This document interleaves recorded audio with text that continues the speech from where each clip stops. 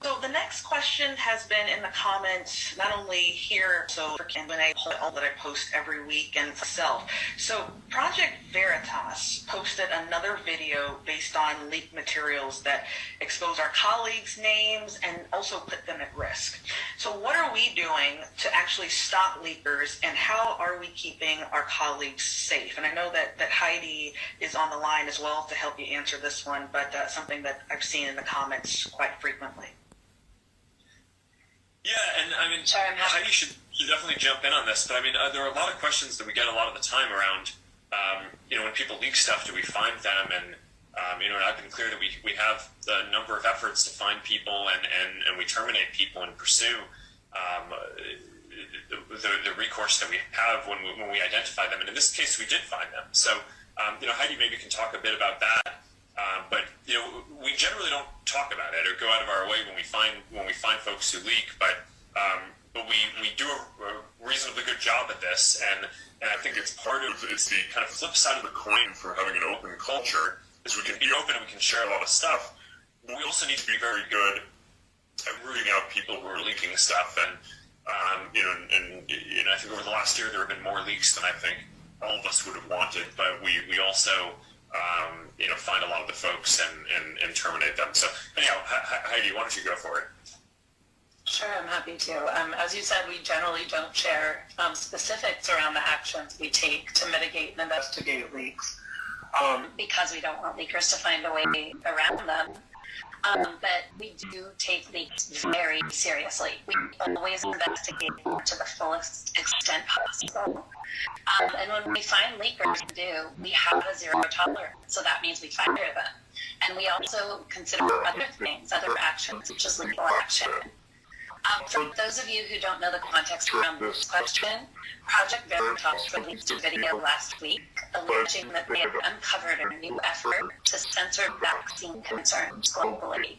It was based on leaked documents about a health integrity program that we have in place that combats vaccine hesitancy by taking a hard stance against vaccine misinformation.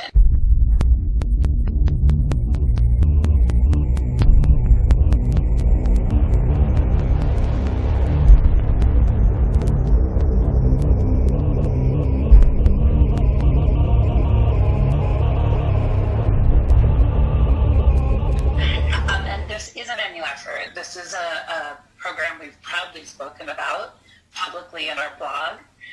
So in this case, while we don't like our internal documents leaked and being shared externally, this isn't where the damage was done with this latest Project Veritas. The leakers here were searching for these documents. It seems they leaked them to sabotage our efforts because they didn't agree with the direction of the company. But in doing this, they also exposed the names of a number of our employees. They shared org charts, they shared documents and posts with employee names, and the leaker also mentioned some of these names in the video that was released, speculating about the roles of these employees in the program. And once documents are out of the company, it's very hard for us to control what happens to them. It's hard for us to control what media outlets are going to do with them. And they almost always include employee names. This was not an isolated incident. So leaking really puts our colleagues at risk. And the same is true when employees leak our Q&As. When these things happen to our employees, our legal and HR and global security teams support them, that we want to ensure people's safety. But as you imagine, I'm incredibly upset and very distressing for our colleagues. I am happy to confirm what Mark said. In this case, we did find the leaker. It was a data center technician in our Prineville data center, and he was fired last week. We're also continuing to investigate additional potential leakers, and we plan to take action there too. We're also working on continuing to ramp up our needs as our company grows to make sure we can continue to find and fire leakers. One thing this case does show, though, is that leaks are always bad for the company. They threaten our open culture, as said. They make it harder for us to achieve our goals, and they generally encourage more leaks, including those that put our colleagues at risk. I know some people here feel that there are good leaks and there are bad leaks, but they're all damaging and they're not the right way to bring about change, especially in a company like this where people are free to share their opinion and to create question mark your Q&As.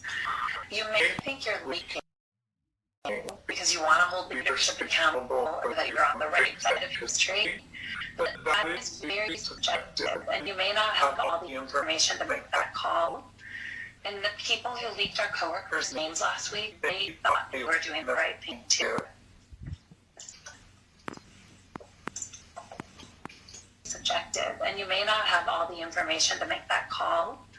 And the people who leaked our coworkers' names last week, they thought they were doing the right thing too.